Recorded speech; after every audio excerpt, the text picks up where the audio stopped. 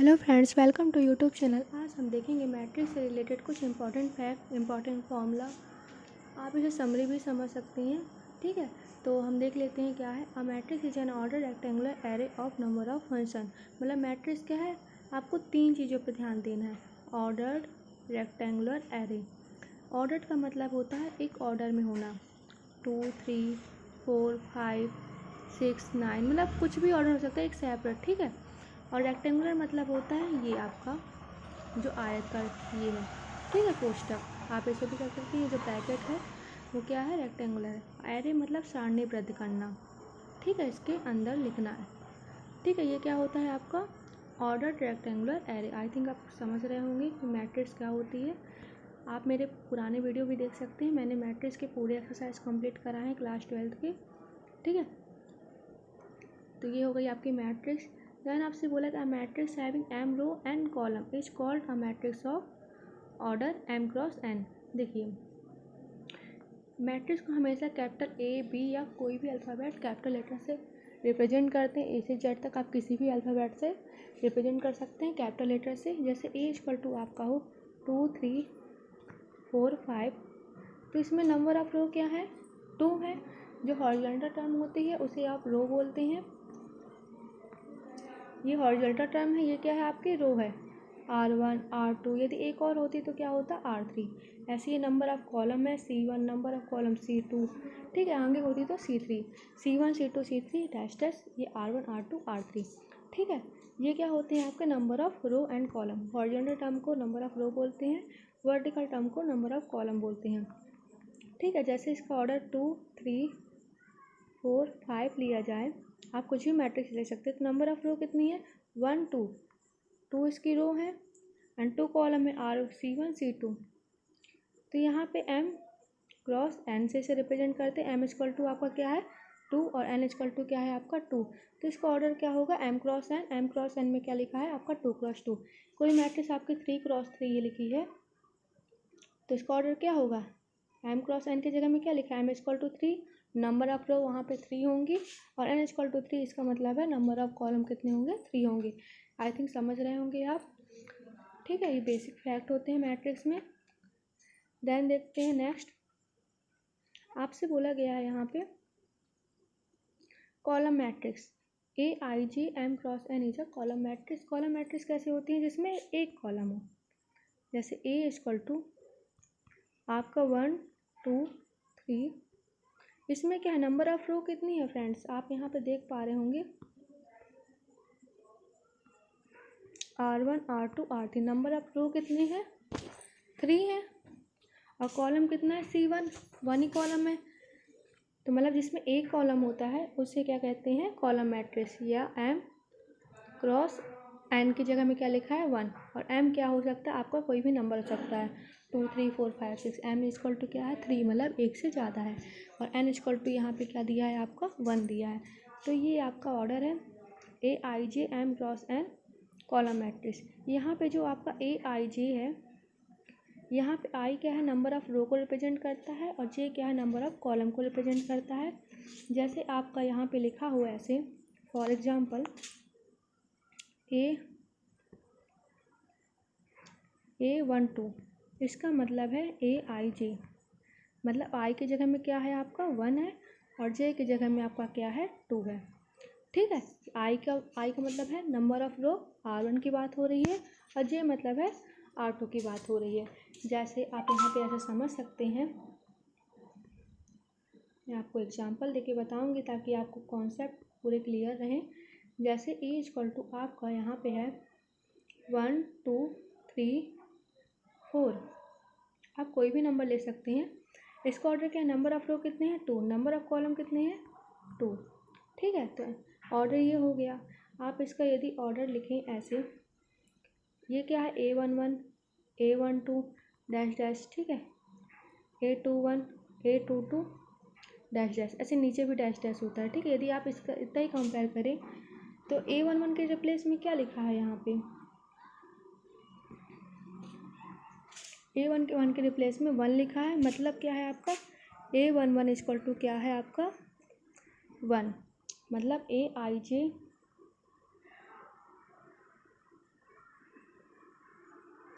AIJ की बात करें, ओवरलैप हो रहा है यहाँ पे, AIJ की बात करें तो I मतलब क्या लिखा है आपका 1 और J मतलब क्या लिखा है आपका 1, ठीक है, मतलब A1 बराबर 1। यदि आप A22 की बात करें तो A22 इक्वल टू क्या है आपका 4, ठीक है। यदि A21 की बात करें तो A21 क्या है आपका 2, A12 क्या है आपका 3, ठीक है। आई थिंक क्लियर हो रहा होगा। एक चीज़ और आपको बता दे रही हूँ जो कि बहुत इम्पॉर्टेंट है। जैसे आप कोई मैट्रिक्स लेते हैं 2 5 6 7, यदि हमको इसमें 821 बताना है तो 821 क्या होगा आपका, 821 यहाँ पे A11 होता है, यहाँ पे A21 A11 A12 A21 A22, ठीक है। तो यहाँ पे A21 होता है, A21 मतलब क्या हो रहा है, सेकंड रो और फर्स्ट कॉलम की बात की जा रही है। आप ऐसे भी समझ सकते हैं, सेकंड रो ये क्या है, पहला जो दिया है AIJ, मतलब I मतलब क्या है, नंबर ऑफ रो, J मतलब क्या है, नंबर ऑफ कॉलम, ठीक है। कॉलम को मैंने C से रिप्रेजेंट किया है। तो सेकंड रो, ये सेकंड रो है और फर्स्ट कॉलम, तो इंटरसेक्टिंग पॉइंट कौन सा है आपका 5, तो ये क्या हो गया आपका 5। यदि आपसे पूछिए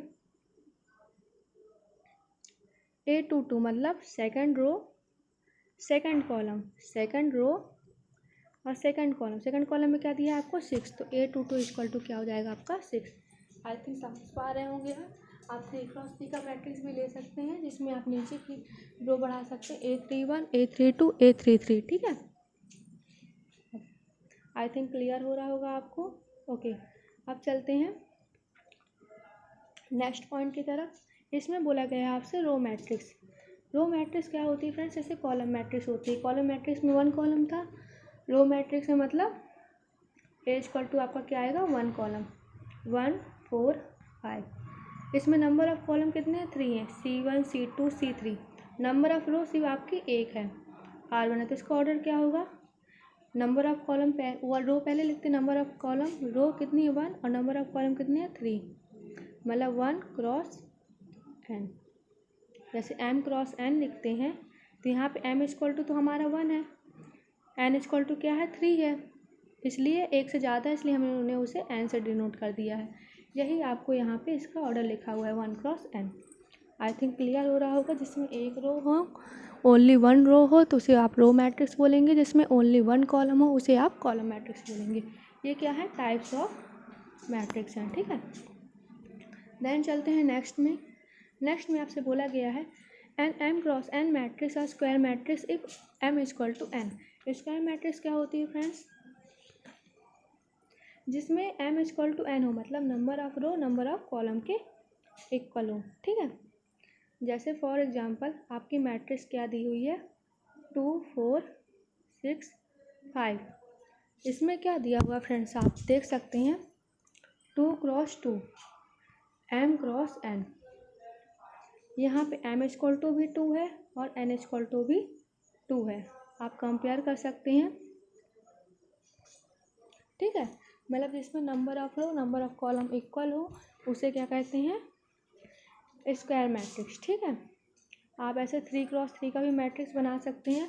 फॉर एग्जांपल मैं बता रही हूँ, जैसे 2 क्रॉस 2 का भी बना सकते हैं, 3 क्रॉस 3 का, या 4 क्रॉस 4 का, या 1 क्रॉस 1 का। इसमें क्या है, number of row number of column के इक्वल है, 4 भी 4 के इक्वल है, 1 भी 1 के इक्वल है।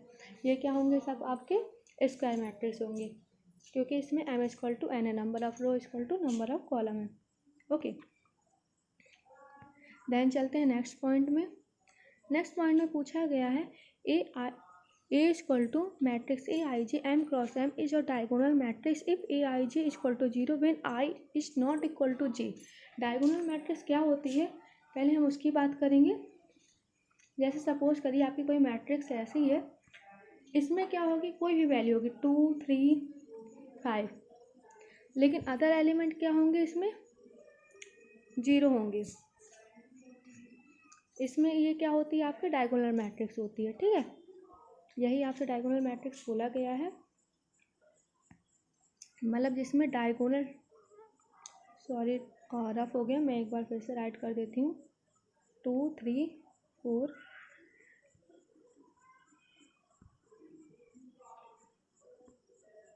Wait 1 minute 1 5 6 0 0 0।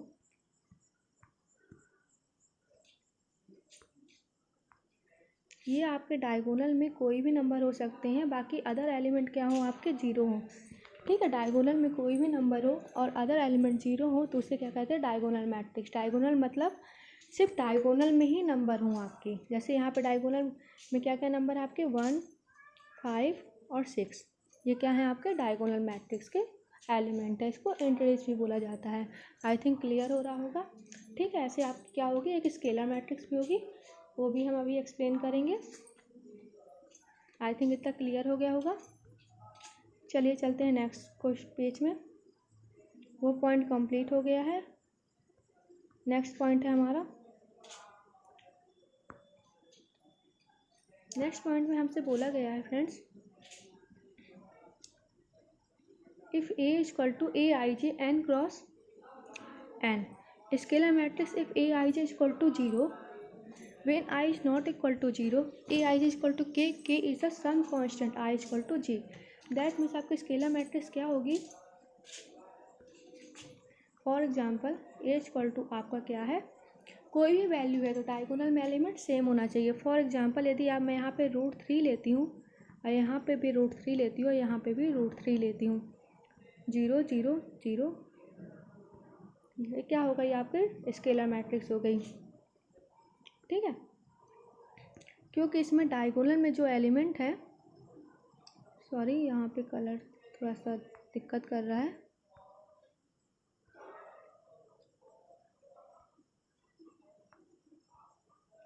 यहाँ पे जो आपका डायगोनल एलिमेंट है वो क्या है, इक्वल है, सेम है, ओनली √3 है। ठीक है, तो ये क्या होगा आपका स्केलर मैट्रिक्स। इसे आप के से भी रिप्रेजेंट करते हैं, के इक्वल टू कॉन्स्टेंट क्या लिया गया है, √3 लिया गया है।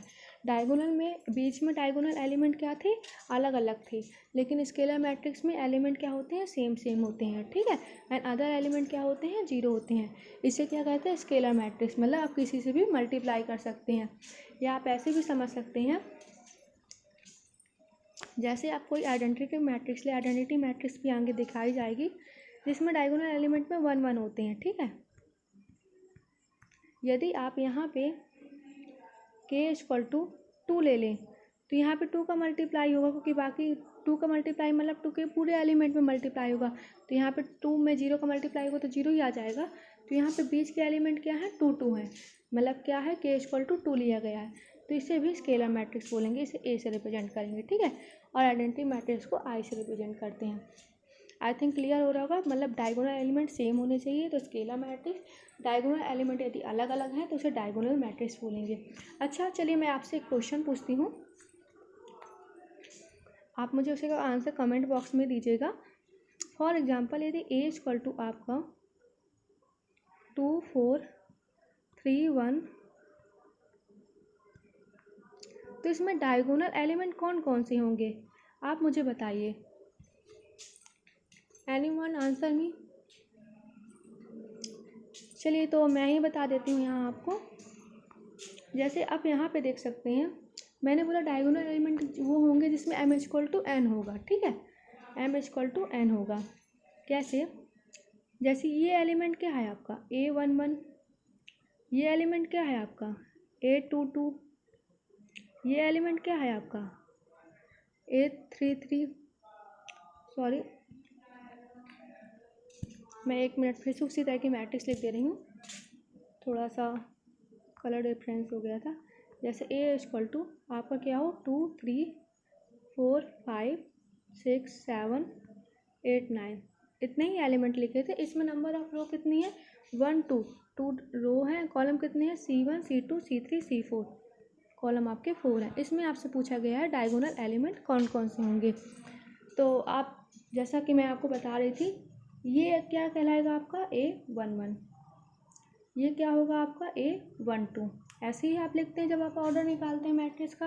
ओके, तो ये क्या होगा आपका A13, ये क्या होगा आपका A14, ये ऐसे, ये क्या होगा आपका A21, A22,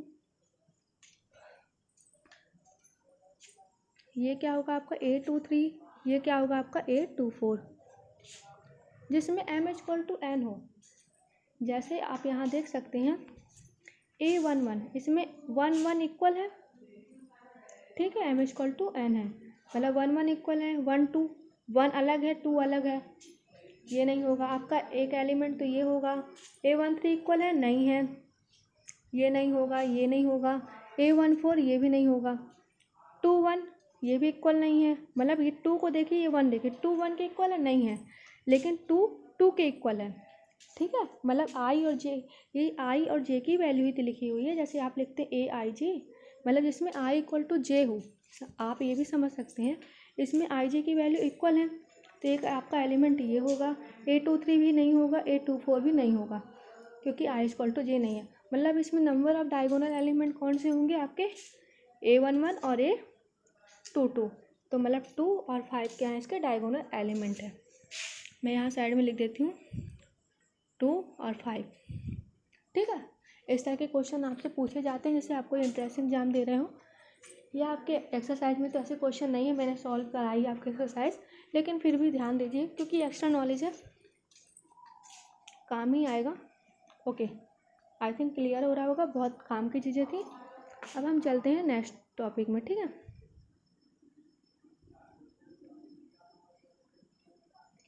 चलिए, हमारी स्लाइड थी। यदि ये वीडियो आपके लिए हेल्पफुल लगता है तो प्लीज़ लाइक शेयर सब्सक्राइब जरूर करिएगा, क्योंकि इसमें आपका कोई भी चार्ज नहीं लगता है फ्रेंड्स। देन चलते हैं नेक्स्ट पॉइंट में। A=AIJ n×n is an identity matrix EIJ, I=J, IJ=0 and I is not equal to 0। Simple सी बात है, आप आइडेंटिटी मैट्रिक्स ऐसे भी समझ सकते हैं जिसके डायगोनल में 1 1 हो, 0 0 0 0। ये 3×3 की मैट्रिक्स है, क्योंकि इसमें 3 रो हैं एंड 3 कॉलम है, R1 R2 R3 C1 C2 C3। 3 रो 3 कॉलम है, इसलिए 3×3 की है। यदि आपको 2×2 का बनाना है तो आप ऐसे बना सकते हैं 1 1 0 0, इसमें आपका 2×2 की है। R1 R2 2 रो है एंड 2 कॉलम, ऐसे आप 4×4 की बना सकते हैं, जिसमें 4 रो एंड 4 कॉलम होंगे, ठीक है। आई थिंक क्लियर हो रहा होगा। ओके, देन चलते हैं नेक्स्ट में पॉइंट में। इसमें नेक्स्ट पॉइंट में बोला गया है a zero matrix has all its element zero. मतलब आपका जो जीरो मैट्रिक्स होता है, जीरो को आप जेड से भी डिनोट करते हैं, इसे नल मैट्रिक्स भी बोलते हैं, जिसके ऑल एलिमेंट क्या हो, जीरो। आप इसे 2×2 का भी बना सकते हैं और 3×3 का भी बना सकते हैं, ठीक है। जिस ऑर्डर की आपको मैट्रिक्स क्वेश्चन होती है उस ऑर्डर का आप बना सकते हैं। जीरो मतलब जीरो ही होता है, ठीक है। इसे जीरो मैट्रिक्स कहते हैं जिसके ऑल एलिमेंट क्या हो, जीरो हो। देन चलते हैं नेक्स्ट पॉइंट में। A=AIJ BIJ B। If AB are the same order तो AIJ=BIJ for all possible value. यदि AB सेम हो तो उसमें क्या होगा, अपन कंपेयर कर सकते हैं। फॉर एग्जांपल, यदि आपका x y 2 5 ऐसे दिया हो और एक ऐसा सेम मैट्रिक्स आपका दिया हो 1 2 3 0, इसमें क्या है, सेम ऑर्डर 2×2 है, ये भी 2×2 है, ठीक है। तो हम इसे डायरेक्ट कंपेयर कर सकते हैं, x=1 होगा और y=2 होगा, तो हम डायरेक्ट इसमें इक्वेशन बना, यदि इक्वेशन बनती है तो इक्वेशन बना के सॉल्व कर सकते हैं। यदि डायरेक्ट दिया हो तो हम ऐसे भी ले सकते हैं, s=1 y=2, ठीक है, यदि सेम ऑर्डर की हो। चलिए ठीक है, अब नेक्स्ट चलते हैं नेक्स्ट पॉइंट में। नेक्स्ट पॉइंट में पूछा गया K=AIJ m×n। बस इसमें सिंपल सी बात की गई है, जैसा कि आप समझ सकते हैं। बहुत ही इंपॉर्टेंट पॉइंट मैं आपको बताऊंगी, यदि ये वीडियो आप देख लेते हैं तो आपको मैट्रिक्स से रिलेटेड जितने भी मेन पॉइंट होते हैं सब क्लियर हो जाएंगे। ओके, यदि आपसे बोले 2 3 4 5, जैसे कि आपसे ऑब्जर्वेशन में पूछा जाता है, एक ऐसे बी मैट्रिक्स दे दिया जाए 2 3 6 5, और इसमें आपसे पूछा जाए 3A + 4B = क्या होगा। ठीक है। तो इसमें 3 मतलब आपको इसमें क्या करना है, 3 का मल्टीप्लाई करना है, इसमें 4 का मल्टीप्लाई करना है। 3 का मल्टीप्लाई इस साइड होगा, 4 का मल्टीप्लाई इस साइड होगा। ठीक है, इसे मल्टीप्लाई कैसे होता है वो मैं आपको बता देती हूँ। जैसे 3 का मल्टीप्लाई होगा तो ईच टर्म में होगा, इसमें भी होगा, इसमें भी होगा। ऐसे 4 का मल्टीप्लाई इसमें भी होगा, इसमें भी होगा, इसमें भी होगा। ठीक है, इधर पे होगा तो 3 2 जा 6, 3 4 जा 12। ठीक है, यहाँ पे होगा 3 3 जा 9, 3 5 जा 15। ऐसे इसमें भी होगा। फिर दैन दोनों को ऐड कर देंगे। सेम ऑर्डर होंगे तभी एडिशन पॉसिबल है, सेम ऑर्डर होंगे तभी सब्ट्रैक्शन पॉसिबल है। ठीक है, आई थिंक क्लियर हो रहा होगा। स्केलिंग मतलब ये n यहाँ पे k क्या यूज़ कर रहे हैं अपन, 3 यूज करें। यहाँ पे k क्या है आपका 4 है। ठीक है, जो मेरे वीडियो को स्टार्टिंग से देख रहा होगा उसे हर पॉइंट क्लियर हो रहे होंगे। ठीक है, स्केलिंग का मतलब भी आपको क्लियर हो गया है। अब हम चलते हैं नेक्स्ट पॉइंट में।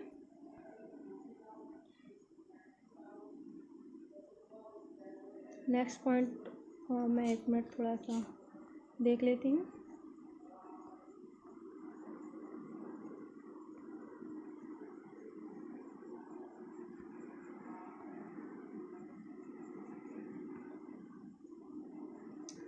ओके, तो मैं फिर से अपलोड कर देती हूँ, कोई दिक्कत नहीं है, इससे मिस हो गया है तो।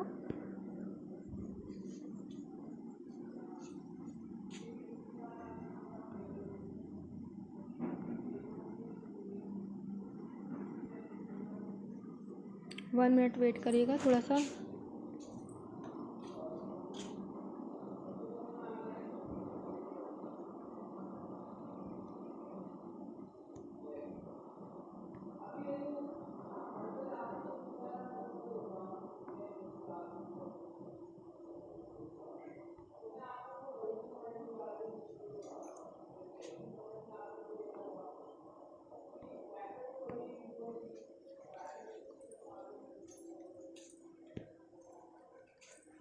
चलिए आ गए हम अपने पॉइंट में। हमारा पॉइंट कहाँ तक क्लियर हो गया था फ्रेंड्स?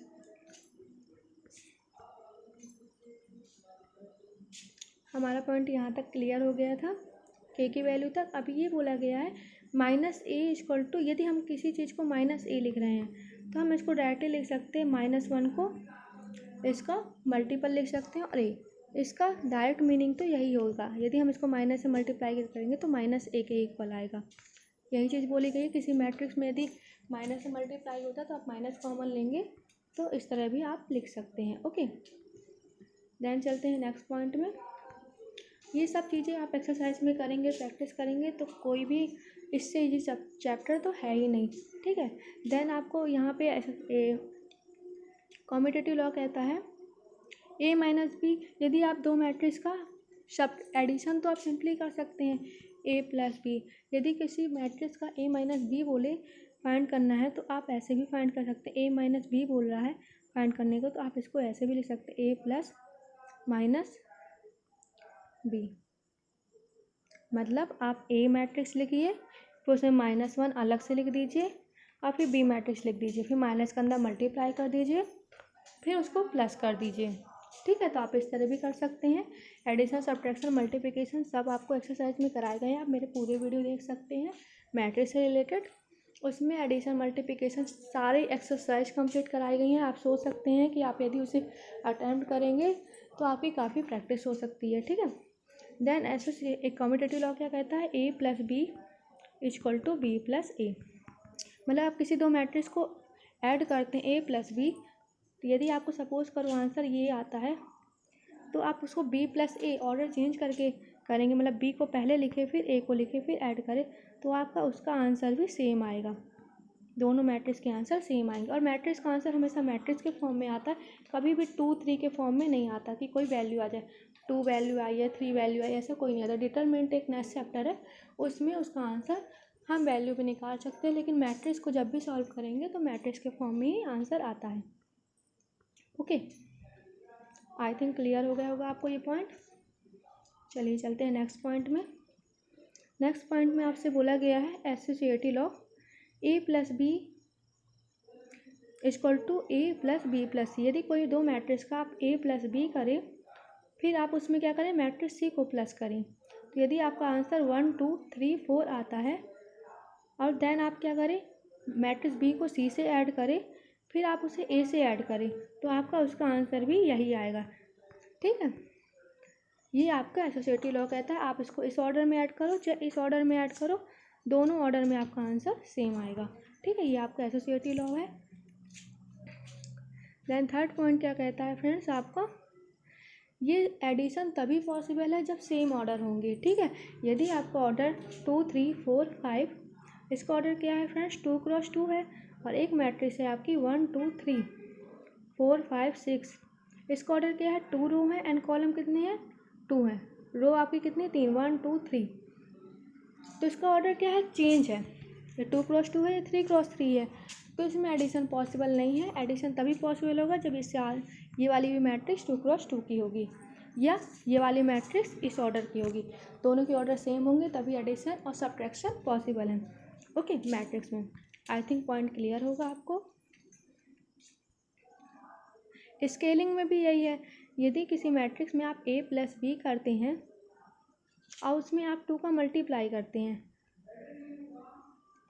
तो ये 2 का मल्टीप्लाई इसमें भी होगा इसमें भी होगा। यदि आप ऐड करके डायरेक्ट 2 का मल्टीप्लाई करते हैं तो सपोज करिए आपका आंसर इस तरह कुछ आता है 1 2 3 4। ठीक है, देन आप यहाँ पे इसका मल्टीप्लाई करके 2a प्लस 2b करके 2a करके ए मैट्रिक्स ए में 2 का मल्टीप्लाई करके और मैट्रिक्स बी में 2 का मल्टीप्लाई करके दोनों को ऐड करते तब भी आपका आंसर एज इट इज़ आएगा। ठीक है, तो ये आपकी थ्योरम कहती है कि k in bracket a plus B equal to K A plus के बी, जहाँ पे a और b का ऑर्डर क्या है सेम है और k क्या है आपका कांस्टेंट है 2 3 4 5, आप उसकी जगह में कोई भी मल्टीपल वैल्यू ले सकते हैं। ठीक है, थर्ड भी आपको यही कहता है k plus L equal to A, तो इसमें a का जो मल्टीप्लाई होगा k में भी होगा और a में भी होगा, तो k a plus L A, k और l क्या है कांस्टेंट है। ठीक है, ऐसे ही सेम सारे पॉइंट हैं आपके, ये चीज़ें आपको याद करने की भी ज़रूरत नहीं है, यदि आप एक्सरसाइज किए हैं तो ये बहुत ही इजी है। ठीक है, सारी चीज़ें एक्सरसाइज करने में प्रैक्टिस से कहते हैं, प्रैक्टिस में एक मैन परफेक्ट। आप यदि प्रैक्टिस करेंगे तो आपको ये सब चीज़ें याद करने की कोई ज़रूरत नहीं है, आप वैसे एक्सरसाइज करेंगे तो आपका हाथ सेट हो जाएगा। नेक्स्ट पॉइंट में आपसे बोला गया है if A I J M cross N and B equal to B I J N cross P, तो A B equal to C equal to M cross P where C I J equal to A. ये आपसे multiplication का factor बताया गया है, मैं आपको इसको समझा देती हूँ। देखिए, सपोज आपकी मैट्रिक्स आपको दी हुई है 2 3 4 5, इसका ऑर्डर है आपका 2 क्रॉस 2 का, 2 रो है एंड 2 कॉलम है। आपकी मैट्रिक्स भी दी हुई है 2 3 4 5, इसका ऑर्डर क्या है आपका 2 क्रॉस 3 का है। ठीक है, एक मिनट, मैं थोड़ा सा स्मॉल लिखती हूँ ताकि क्लियर हो। जैसे आपकी मैट्रिक्स दी हुई हो फ्रेंड्स, यहाँ पे 1 2 3 4 और आपकी मैट्रिक्स भी दी हुई हो 2 3 4 5, इसका ऑर्डर है 2 क्रॉस 2 और इसका ऑर्डर है 2 क्रॉस 2। मैट्रिक्स में तभी पॉसिबल है फ्रेंड्स मल्टीप्लिकेशन, इसमें ज़रूरी नहीं कि ऑर्डर सेम हो, इसमें ये ज़रूरी है 2 क्रॉस 3। यदि 3 का भी होता है, इसमें 3 कॉलम होते हैं, तब भी पॉसिबल है। क्यों? क्योंकि यदि ये m क्रॉस n है और ये क्या है n क्रॉस p है, इसमें मल्टीप्लिकेशन तभी पॉसिबल है आपका जब ये n इक्वल टू n हो। ठीक है, मतलब ये नंबर ऑफ, ये क्या है लास्ट वाला नंबर ऑफ कॉलम है, ये क्या है नंबर ऑफ रो है, number of row second matrix का नंबर ऑफ कॉलम के इक्वल हो, तभी आपका मल्टीप्लिकेशन पॉसिबल है। ठीक है, आई ऑर्डर आपका लास्ट में आंसर किस समय आएगा m क्रॉस p में, मतलब m इक्वल टू यहाँ पे 2 है, n इक्वल टू यहाँ पे 3 है, p इक्वल टू, तो आपका ऑर्डर लास्ट में जब आंसर आएगा तो 2 क्रॉस 3 की मैट्रिक्स आपको मिलेगी m क्रॉस p की।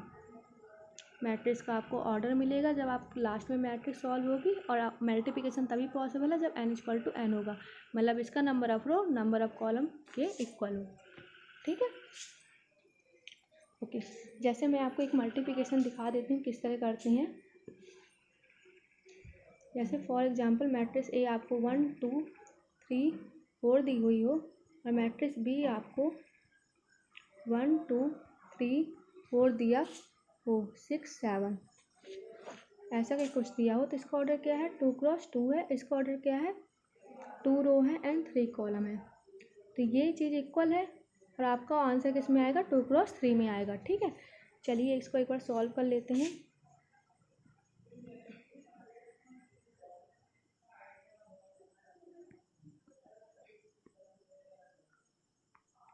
देखिए जैसे ए बी लिखेंगे तो आप पहले मैट्रिक्स लिखेंगे 1 2, मैं नेक्स्ट में कर देती हूँ, वैल्यू थोड़ा चेंज होगी तो कुछ नहीं होता, लेकिन सिर्फ आपको ऑर्डर से मतलब रखना है।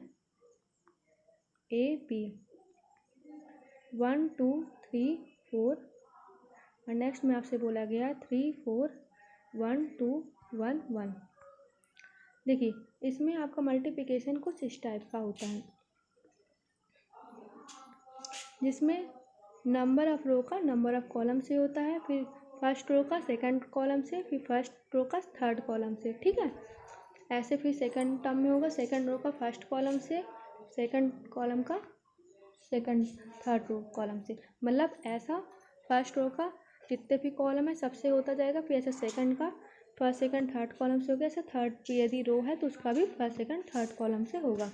आई थिंक क्लियर हो रहा होगा। चलिए चलते हैं, मैं इसको बता देती हूँ आपको, क्योंकि पूरा रफ करना पड़ता है। ए बी की वैल्यू जैसे आपको दी है 1 2 3 1 1, हर बार मैट्रिक्स चेंज हो रही है क्योंकि याद नहीं है कि पीछे मैट्रिक्स में क्या लिखा, सिर्फ आपको ऑर्डर बता रहे हैं कि मल्टीप्लिकेशन कैसे पॉसिबल है। 1 1 1 1। ठीक है, जैसे आप इधर लिखेंगे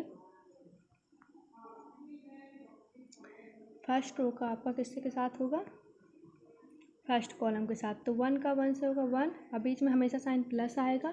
यदि एलिमेंट के साथ आपका माइनस है तो आप माइनस लगाएंगे। ठीक है, इन ब्रैकेट में लिख के, और फिर इस 1 का इस 1 के साथ होगा तो 1 1 जा 1। फिर आप फर्स्ट रो का सेकंड कॉलम से 1 1 जा 1 एंड दिस 1 जा +1, और फर्स्ट रो का अब थर्ड कॉलम से होगा 1 1 जा 1 1 1 जा 1। ठीक है, इतना क्लियर हो। अब सेकंड रो का मैं इसमें कलर चेंज कर देती हूँ ताकि आपको दिखे। सेकंड रो का अब फर्स्ट कॉलम से 2 1 जा 2 एंड 1 1 जा 1। ठीक है, अब एक बार और कलर चेंज कर देती हूँ ताकि क्लियर हो जाए। अब सेकंड रो का सेकंड कॉलम से 2 1 जा 2 प्लस 1 1 जा 1। ठीक है, एक बार और कलर चेंज कर देती हूँ ताकि क्लियर दिखे। अब सेकंड रो का थर्ड कॉलम से 2 1 जा 2 एंड 1 1 जा +1। यदि एलिमेंट के साथ आपका माइनस है तो आप माइनस लगाएंगे। ठीक है, इसका कुछ इस तरह का आंसर होगा, इसको ऐड करके बस लिखना है 1 1 2 1 1 2 1 1 2, और यहाँ पे 3 यहाँ पे 3 यहाँ पे 3। आप इसका ऑर्डर देख सकते हैं, 2 रो है और कॉलम कितने हैं 3 है। इसका ऑर्डर क्या था 2x2 का था, 2 रो 2 कॉलम थे, और इसका कॉलम क्या था 2x3 का था। मैंने बोला था आपसे कि ये दोनों चीज़ इक्वल होना चाहिए तभी मल्टीप्लिकेशन पॉसिबल है, और आंसर किस में आएगा आपका इस 2 में और इस 3 में आएगा, 2x3 में आएगा। ये आपका आंसर आ गया 2x3 में। आई थिंक क्लियर हो गया होगा। ठीक है, ये 2 2 इक्वल होना चाहिए तभी मल्टीप्लिकेशन पॉसिबल है, और ये ऑर्डर आपका आंसर हमेशा जो लास्ट की डिजिट है m×p, इस फॉर्म में आपका आंसर आ गया 2x3। यहाँ पे आपका 2 है, यहाँ पे आपका 3 है। आई थिंक क्लियर हो रहा होगा। ओके, आप मेरे एक्सरसाइज की वीडियो भी देख सकते हैं। ये वीडियो आपके लिए हेल्पफुल हो तो प्लीज़ लाइक सब्सक्राइब शेयर ज़रूर करें। चलिए, आई थिंक बहुत सारे पॉइंट आपको क्लियर हो रहे होंगे। चलिए हम नेक्स्ट पॉइंट में चलते हैं। ये आपका एसोसिएटिव लॉ कहता है A B C मतलब कोई मैट्रिक्स आपकी B है और C से आप उसका मल्टीप्लाई करते हैं, देन आप उसका A से मल्टीप्लाई करते हैं। सपोज़ करिए आपका आंसर कुछ इस तरह आ रहा है 1 1 1 1। तो यदि आप इसका मल्टीप्लिकेशन कुछ इस तरह भी करें, ए बी का मल्टीप्लिकेशन करें और भी मल्टीप्लिकेशन फिर सी से करें, तो इन दोनों के जो आंसर है सेम आएगा, सेम मैट्रिक्स में आंसर आएगा। ये क्या कहता है, आपका एसोसिएटिव लॉ कहता है। आप इसके एग्जांपल कर सकते हैं, मैंने कराए हुए हैं एक्सरसाइज में। ओके, नेक्स्ट पॉइंट क्या कहता है आपका, डिस्ट्रीब्यूटिव लॉ। डिस्ट्रीब्यूटिव लॉ क्या कहता है आपका, कोई मैट्रिक्स आपका बी प्लस सी है, आपने मैट्रिक्स बी और सी को प्लस किया है, देन आपने इसमें क्या किया है, मैट्रिक्स ए को ऐड कर मल्टीप्लाई कर दी। कोई मैट्रिक्स बी को सी को प्लस करके मैट्रिक्स ए से मल्टीप्लाई कर दिया, तो इसका आंसर सपोज करिए आपका 1 1 2 1 आया, इस तरह करके कुछ आया। तो आप इसका एडिशन इस तरह भी करें, ए बी का मल्टीप्लिकेशन करके और आप ए सी का मल्टीप्लिकेशन करके दोनों को ऐड करें, तब भी आपका आंसर कुछ इस तरह का आएगा, सेम आंसर आएगा। ठीक है, ये क्या कहलाता है आपका, डिस्ट्रीब्यूटिव लॉ कहलाता है मैट्रिक्स का। ठीक है, आप ये जितने भी मैट्रिक्स के प्रॉपर्टीज़ दी हुई हैं ये सब फॉलो होती हैं मैट्रिक्स में। ऐसे आपका ये क्या है, एग्जिस्टेंस ऑफ मल्टीप्लिकेशन मैट्रिक्स। यदि आप कोई मैट्रिक्स ए प्लस बी को क्या करें, प्लस करके सी से मल्टीप्लाई करें, तो ये हमेशा ए सी और बी सी के इक्वल होती है। मतलब मैट्रिक्स ए सी को मल्टीप्लाई करें, मैट्रिक्स बी को सी से मल्टीप्लाई करें और दोनों को ऐड करें, तो इसका जो आंसर आया है वो इसके आंसर से मैच करेगा, मतलब सेम रहेगा। ठीक है, देन चलते हैं नेक्स्ट पॉइंट में। ये बहुत इंपॉर्टेंट पॉइंट है, A dash equal to dash dash. ये डैश का मतलब होता है ट्रांसपोज, आप इसको ए की पावर टी भी लिख सकते हैं। ट्रांसपोज का मतलब होता है रो को कॉलम में इंटरचेंज करना। ठीक है, इसकी भी एक्सरसाइज मैंने कराई हुई है। जैसा कि आपको दिया हो मैट्रिक्स ए इक्वल टू दिया है आपको 2 3 4 5, आपसे बोला गया है कि ए डैश बताइए क्या होगा। तो आपको कुछ भी नहीं करना है, रो को कॉलम में इंटरचेंज करना है। ठीक है, जैसा कि मैं आपको यहाँ पे बता रही हूँ, ए डैश इक्वल टू क्या होगा, जो रो में लिखा है आप उसे कॉलम में लिख दीजिए 2 4, जो रो में लिखा है उसे कॉलम में लिख दीजिए। ये मैंने सब एक्सरसाइज कराई हैं, जितनी भी रो हैं उसे कॉलम में लिख दीजिए। रो में आपका क्या लिखा था 2 4, मैंने इसे कॉलम में लिख दिया। ओके, 3 5 आपका रो में लिखा था, मैंने इसे कॉलम में लिख दिया। रो को कॉलम में इंटरचेंज करना ही ट्रांसपोज कहलाता है। ट्रांसपोज का साइन आपको ए डैश से भी कर सकते हैं, ए की पावर टी भी कर सकते हैं। ठीक है, इसके बहुत सारे क्वेश्चन कराए हुए हैं, एक्सरसाइज में आपकी आए हुए हैं, प्रैक्टिस के लिए आप कर सकते हैं। चलिए चलते हैं नेक्स्ट। इसमें वही चीज़ बोला गया है, यदि आप किसी मैट्रिक्स में ए में के से, के मतलब कोई भी 1 2 3 4 हो सकता है, उससे स्केलिंग करें और उसका डैश निकालें, तो ये किसके इक्वल होता है, के ए डैश के इक्वल होता है। ठीक है, किसी मैट्रिक्स का आप ए डैश निकाल के से मल्टीप्लाई करें 1 2 3 जो भी वैल्यू हो, तो ये दोनों की मैट्रिक्स का आंसर सेम आता है। ठीक है, ऐसे आपसे ये थ्योरम बोली गई है। इस तरह के क्वेश्चन आते हैं आपसे कि आप मैट्रिक्स ए और मैट्रिक्स बी को प्लस करें और उसका डैश निकालें। लेफ्ट हैंड साइड को राइट हैंड साइड से वेरीफाई करने के लिए आता है क्वेश्चन आपके एग्ज़ाम में। और ये किससे वेरीफाई करना है, A dash plus B dash से। मतलब आपको पहले लेफ्ट हैंड साइड को प्रूव करना है, मैट्रिक्स ए को बी को ऐड करना है, फिर उसका ट्रांसपोज निकालना है। दैन राइट हैंड साइड में मैट्रिक्स ए का ए डैश करना है और मैट्रिक्स बी का भी ट्रांसपोज निकाल के दोनों को ऐड करना है। दोनों के आंसर सेम आएंगे तो वेरीफाई होगा, नहीं आएंगे तो नॉट वेरीफाई होगा। ठीक है, ऐसे क्वेश्चन आपके एक्सरसाइज में आए हैं, मैंने कराए हुए हैं, आप देख सकते हैं। ठीक है, ऐसे आपको ये भी आता है, कोई मैट्रिक्स ए भी है। ये दो प्रॉपर्टीज़ बहुत इंपॉर्टेंट है, क्योंकि इस तरह के क्वेश्चन आते हैं आपके एक्सरसाइज में दिए हुए हैं 3.3 एक्सरसाइज में। ठीक है, कोई मैट्रिक्स ए भी है, आप उसका मल्टीप्लाई करिए, फिर उसका डैश निकालिए लेफ्ट हैंड साइड में। ठीक है, ऐसे आप कोई मैट्रिक्स बी का डैश कीजिए और मैट्रिक्स ए का भी डैश कीजिए, फिर दोनों का मल्टीप्लाई कीजिए। इन दोनों का आंसर इसके आंसर से सेम आता है तो left hand side right hand side के इक्वल हो जाता है, तो ये क्या होता है, ये क्वेश्चन वेरीफाई हो जाता है। इस तरह के क्वेश्चन आए हुए हैं आपके एक्सरसाइज में। ठीक है, एक इस तरह के, एक इस टाइप के। अब लास्ट में आपका आता है a just symmetric matrix. Symmetric matrix और स्क्यू सिमेट्रिक मैट्रिक्स बहुत क्वेश्चन में पूछा जाता है। और क्या पूछा जाता है, sum of skew symmetric matrix और सिमेट्रिक मैट्रिक्स। बस आपको दो ही चीज़ याद रखना है, A dash equal to A होता है सिमेट्रिक मैट्रिक्स में, और ए डैश इक्वल टू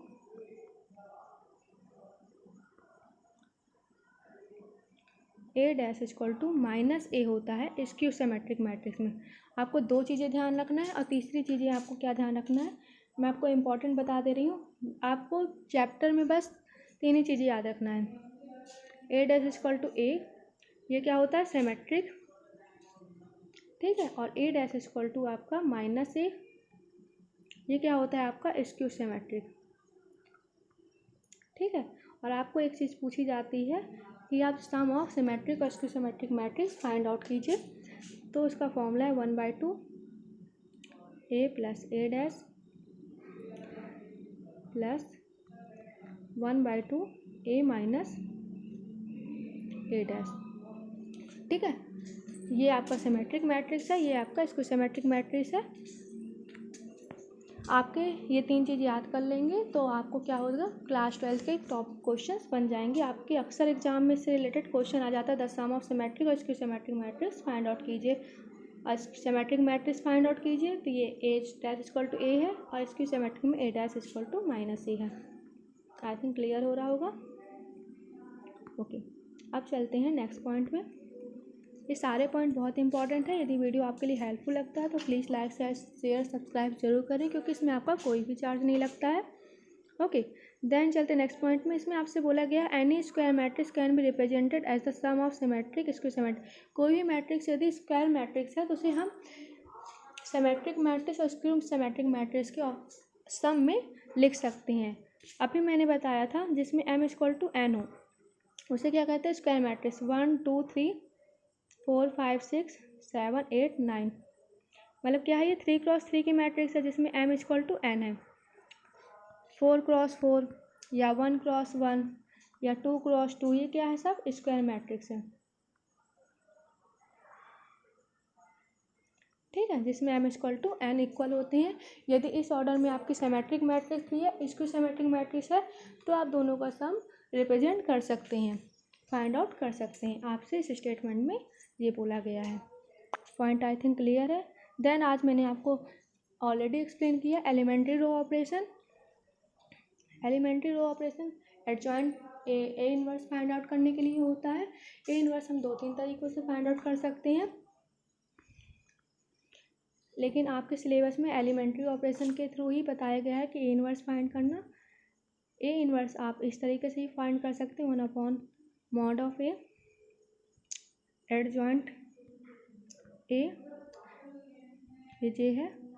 और एक तरीका क्या है, आप row elementary row operation, elementary column operation. इस ऑपरेशन से आपका सिलेबस में नहीं दिया गया है। आपके सिलेबस में जैसे एलिमेंट्री रो ऑपरेशन हो या एलिमेंट्री कॉलम ऑपरेशन हो, elementary row operation elementary column operation हो, तो आप ऐसा कर सकते हैं ए इक्वल टू आप क्या लेंगे आई ए लेंगे। यदि आपका एलिमेंट्री कॉलम ऑपरेशन है तो आप ए इक्वल टू ए आई लेंगे। बस आपको दो चीज़ों का डिफरेंस देना है। क्वेश्चन में आपको जो मैट्रिक्स ए दी हुई है उसको यहाँ लिखना है। आइडेंटिटी मैट्रिक्स जो भी मैट्रिक्स का ऑर्डर 2x2 का है तो आप 2x2 का आइडेंटिटी मैट्रिक्स बनाइए। फिर आप इसको डायगोनल मैट्रिक्स को 1 1 आइडेंटिटी मैट्रिक्स यहाँ बनाइए और दोनों साइड चेंज करिए। जो भी आप प्लस माइनस करते हैं दोनों साइड करिए। और ए इनवर्स इस साइड, जब ये आइडेंटिटी मैट्रिक्स बन जाएगा तो यहाँ पे ये वाला ए यहाँ पे आ जाएगा, वही आपका ए इनवर्स बन जाएगा, ठीक है। ऐसे आप यहाँ पे भी जो क्वेश्चन में दिया है वो मैट्रिक्स लिखिए, ए मैट्रिक्स। यहाँ पे जो मैट्रिक्स ए दिया है उसका ऑर्डर जो है 3x3 का है, 2x2 का है, उसको आप यहाँ पे बनाइए और ए एज इट इज़ लिखिए। जब ये मैट्रिक्स यहाँ का पोर्शन आपका आइडेंटिटी मैट्रिक्स की तरह शो करने लगे तो यही ए यहाँ पे आके क्या बन जाएगा, आपका ए इनवर्स बन जाएगा। ये आज मैंने एक्सरसाइज 3.4 में कराया हुआ है, आप उससे रिलेटेड क्वेश्चन देख सकते हैं। मैंने रो वाइज भी कराया है, कॉलम वाइज भी एलिमिनेशन मेथड को बताया हुआ है, बहुत अच्छे से एक्सप्लेन किया गया है, आप देख सकते हैं, ठीक है। अब हम चलते हैं नेक्स्ट स्लाइड में। इसमें मैंने आपको बताया था साइन का मतलब क्या होता है। यदि कोई साइन आपको ऐसे दिया हो, इसका मतलब क्या होता है कि आप R1 R2 में इंटरचेंज कर रहे हैं, मतलब जो R के एलिमेंट है वो R2 में लिख रहे हैं, R2 का एलिमेंट R1 में लिख रहे हैं। For example A equal to यदि आपका 1 2 1 2 है तो आप इसमें क्या कर रहे हैं, R1 इंटरचेंज R2 कर रहे हैं। इसका मतलब क्या है, आप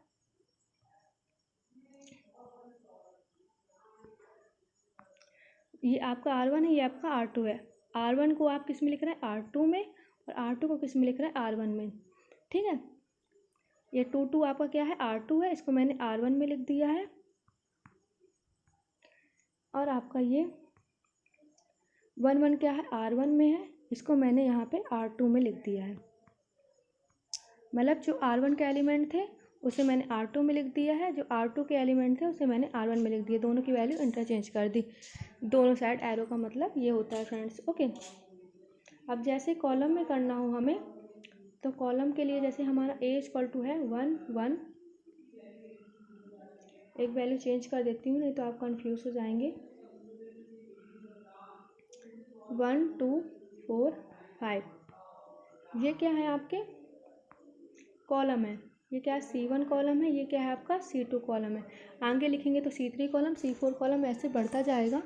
जैसे मैंने लिखा C1 इंटरचेंज C2, दोनों साइड एरो बनाया, तो इसका मतलब क्या है, C1 C2 में इंटरचेंज हो रहा है। तो A = क्या होगा आपको, C1 को किस में लिख दीजिए, C2 में 1 2, और C2 को किस में लिख दीजिए, C1 में 4 5।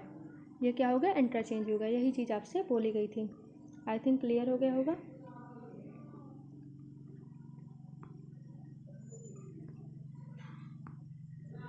चलिए, बाकी पॉइंट भी ऐसे ही दिए हुए हैं। आई थिंक सारे पॉइंट क्लियर हो गए होंगे।